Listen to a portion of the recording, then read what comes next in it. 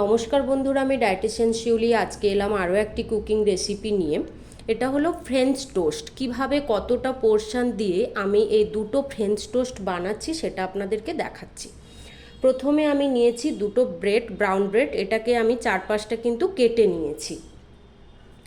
একটা গোটা ডিম, সেটাকে ফাটিয়ে নেওয়া হয়েছে।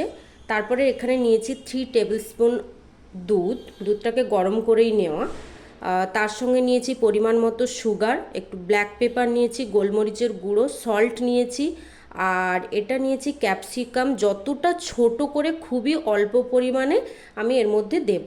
তার সঙ্গে নিয়েছি টমেটো কুচি। টমেটোটাকেও একেবারে ছোট করে নিয়েছি। আপনারা চাইলে এটাকে গ্রেট করেও দিতে পারেন, তাতে টেস্টটা কিন্তু অনেকটা বাড়ে। এরপরে সব কিছু আমি একটা বড় বোলের মধ্যে ঢেলে নেব।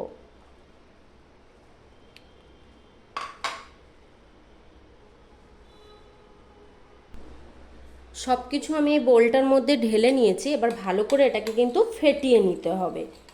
আর যখন আপনি ফেটাচ্ছেন তখন প্যারালালি যেটা করতে হবে, ফ্রাইং প্যানে যে ব্রেডগুলো কেটে রাখা আছে সেটাকে কিন্তু একটু সেঁকে নেব।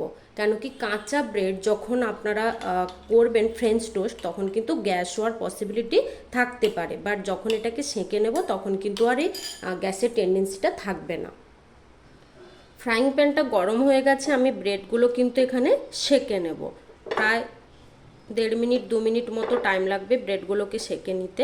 ভালো করে কিন্তু একদম লাল করে আমি সেঁকে নেব, বিকজ এর মধ্যে তাহলে যে স্টার্চটা থাকে সেটা ডেক্সট্রিনে কনভার্ট হয়ে যায় এবং তার জন্য কিন্তু গ্যাস হওয়ার সম্ভাবনা একেবারেই থাকে না।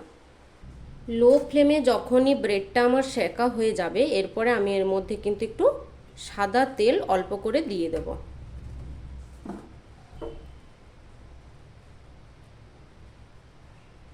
ফ্রাইং প্যানটা গরম হয়ে গেছে। এবার আমি যে বোলটার মধ্যে বেটারটা করে রেখেছিলাম সেটার মধ্যে কিন্তু ব্রেডটাকে ভালো করে চুবিয়ে এর মধ্যে কিন্তু আমি দিয়ে দেব।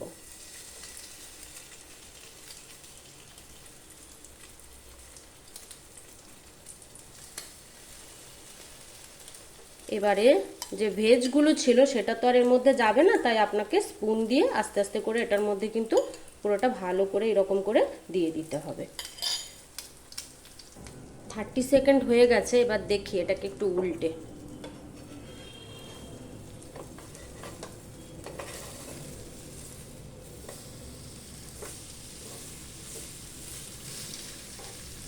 যেমন সামনের দিকটা এরকম করে দিয়েছিলাম, এবার এই পোর্শনটাকেও কিন্তু একটু ভেজিসগুলো স্পুনের সঙ্গে আমি দিয়ে দেবো, স্পুনের সাহায্যে।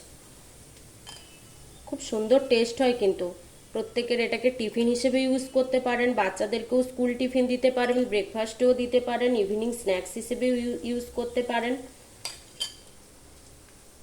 এবার এই পাশের পোর্শনটাকেও কিন্তু একটু উল্টে দেবো।